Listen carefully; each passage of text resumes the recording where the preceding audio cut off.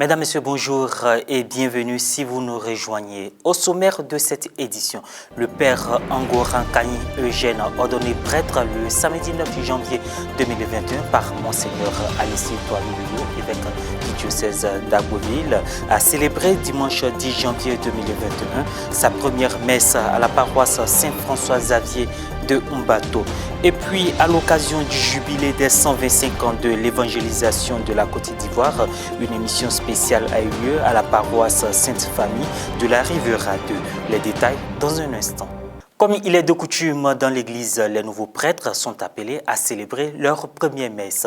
Après son ordination presbytérale qui a eu lieu la veille, le père Angoran Kani Eugène a choisi de célébrer sa messe de prémisse le dimanche 10 janvier 2021 à la paroisse Saint-François-Xavier de Umbato en la solennité du baptême de Jésus-Christ. Reporter d'images Jean-Yves Essigan.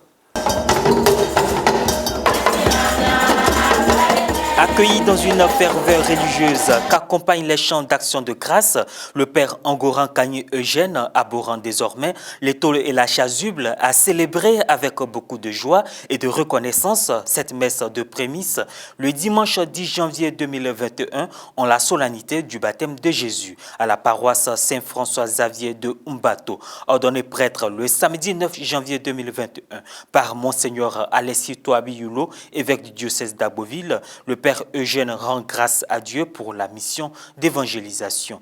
La première messe permet traditionnellement aux nouveaux prêtres de faire mémoire de son itinéraire de vocation, de remercier ceux qui ont compté de près ou de loin dans ce choix. Nous vous laissons découvrir l'homélie de cette messe de prémisse. Chers frères et sœurs, par le baptême, Dieu nous ouvre le ciel. L'amour de Dieu se déverse en nous et nous sommes assimilés au Fils bien-aimé de Dieu.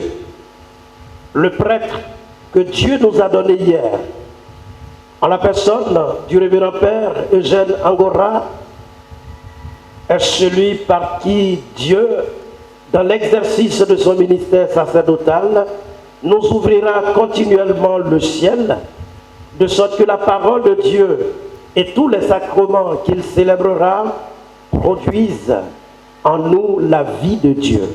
Après avoir présenté à Dieu l'offrande eucharistique, le père Eugène, célébrant principal pour la première fois, a reçu du peuple de Dieu ses gestes de générosité. C'est une chasuble plus une tôle. Le père Angoran Kani Eugène a remercié le Seigneur d'avoir fait de lui homme pécheur, prêtre de Jésus-Christ. Il n'a pas manqué de témoigner sa gratitude et sa reconnaissance à tous ceux qui l'ont soutenu et encouragé de diverses manières pendant toutes ces années de formation. Il leur a aussi demandé de prier pour lui et leur a promis ses ferventes prières. Ici chez moi, moi, you, Anadia, mon grand Francis Brimbri. Anadia Mukani, Mukam Beta of Paquet, and Madame Kanika Gulodier, Manade Wayu, Pierre Mousse, and Camprasset dans Anadia. Et pas qu'en français, à Jamédia, direct. Voilà. Une femme, pas Damas. Et je suis heureux de dire ma première messe en présence de mes parents. Je suis né ici, je suis chez moi. C'est cette fierté qui m'habite d'ailleurs. De dire pour la première fois sa messe en présence de tous ses parents. La communauté chrétienne d'Umbato s'est réjouie sans aucun doute de la messe de prémisse du père Eugène qui a eu lieu en la solennité du baptême de Jésus-Christ. Nous sommes heureux en tant que curé d'avoir abrité ces deux événements, d'autant plus qu'il était le seul candidat et j'ai trouvé opportun qu'on fasse l'ordination ici chez ses parents et qu'au lendemain de l'ordination, il puisse célébrer sa messe de prémisse, ce qui a été fait. Et je pense que je suis comblé, il y a une mobilisation. Et nous remercions le Seigneur pour cet heureux événement qui vient de se dérouler. Que Dieu continue de bénir encore la paroisse et que nous ayons encore d'autres saintes vocations pour continuer ce service divin. Je suis vraiment très heureuse parce que ça fait des années qu'il attendait, toute la famille attendait et aujourd'hui, vraiment, depuis hier, nous sommes dans la joie, surtout le vieux. Avec sa situation, il espérait voir son fils devenir prêtre avant de s'en aller et chose faite. Nous rendons grâce à Dieu pour cela. C'est une grande joie pour nous de venir soutenir notre frère Eugène qui, après un long chemin aujourd'hui, est au thème de sa formation. Ce fut une belle cérémonie et nous prions que le Seigneur l'accompagne dans sa mission. Le mardi 12 janvier 2021 s'est tenu à la paroisse Sainte-Famille de la Riviera 2 une émission spéciale sur la clôture de la célébration des 125 ans de l'évangélisation de la Côte d'Ivoire dans le diocèse de Grand-Bassam. Ce en présence de Monseigneur Jean Bonzo Kwasi, vicaire général du diocèse de Grand-Bassam et président du comité de réflexion scientifique. Commentaire Morel Poti. Le mardi 12 janvier 2021 s'est tenu à la paroisse Sainte-Famille de la Riviera 2 une émission spéciale sur la clôture de la célébration des 125 ans de l'évangélisation de la Côte d'Ivoire dans le diocèse de Grand-Bassam. Concernant les étapes et les objectifs visés de ce parcours jubilaire, Monseigneur Jean Bonzo Kwasi, vicaire général du diocèse de Grand-Bassam et président du comité de réflexion scientifique, a été sans détour face aux préoccupations des pères Augustin Kouadio-Bob et Norbert Éric Abécan. Je voudrais dire que quand nous parlons de jubilé, nous parlons d'un parcours. Le jubilé entraîne une dynamique et nous avons voulu inscrire cette dynamique dans un processus de conversion, d'approfondissement de la foi chrétienne. Et c'est pourquoi nous avons établi un parcours sur 3 ans.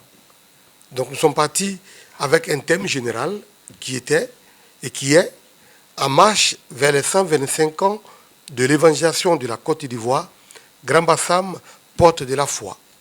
Dans ce thème, nous avons mis en évidence 2 choses. L'évangile est venu en Côte d'Ivoire, l'évangile est venu par Bassam. Pour marquer que quand nous parlons de la foi, nous ne sommes pas dans un domaine irréel, philosophique, nous sommes dans une réalité acquise. C'est proclamation, réception, adhésion. Donc, ce sont des personnes qui ont porté cette réalité de la foi, qui nous ont communiqué Jésus-Christ.